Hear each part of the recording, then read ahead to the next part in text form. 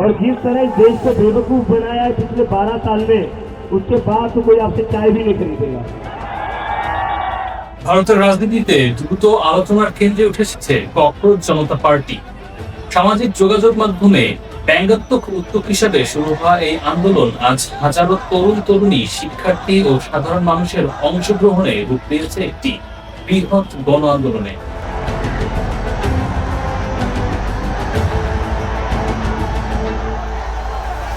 শুরুতে আন্দোলনের মূল দাবি ছিল প্রশ্ন ফাঁসের অভিযোগের জবাবদিহি নিশ্চিত করা এবং কেন্দ্রীয় শিক্ষামন্ত্রী ধর্মেন্দ্র প্রধানের পদত্যাগ। भारत सरकार की जो प्रोक्योरमेंट पॉलिसी है उसी के तहत उन्होंने किया है, उसके ऊपर मैं आश्वस्त करता हूँ।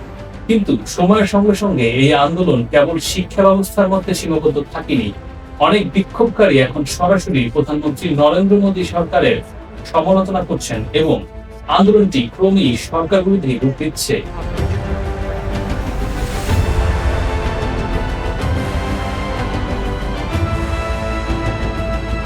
এই আন্দোলনের অন্যতম মুখ অভিজিৎ দীপকে আটকের পর তা ভয়াবহ রূপ ধারণ করে।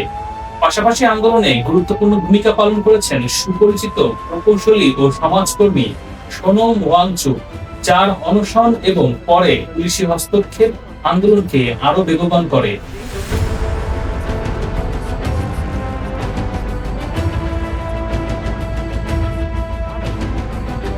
আন্দোলনে ইতিমধ্যে বিরোধী রাজনৈতিক নেতারা প্রকাশ্যে সমর্থন জানিয়েছেন।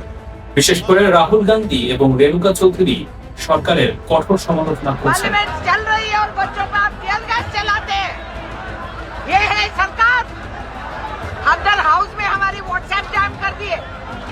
ভারতের নামি দামি তারকারা ব্যাপকভাবে আন্দোলনে যোগ দিচ্ছেন।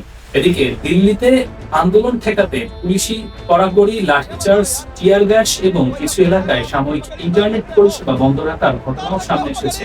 এসব পদক্ষেপকে ঘিরে দেশ জুড়ে নতুন করে বিতর্ক তৈরি হচ্ছে। প্রশ্ন উঠেছে, এই আন্দোলন কি শেষ পর্যন্ত নরেন্দ্র মোদী সরকারের পতনের কারণ হতে পারে? রাজনৈতিক বিশ্লেষকদের মতে এটি ভারতের তরুণদের অসন্তোষের একটি বড় বহিঃপ্রকাশ।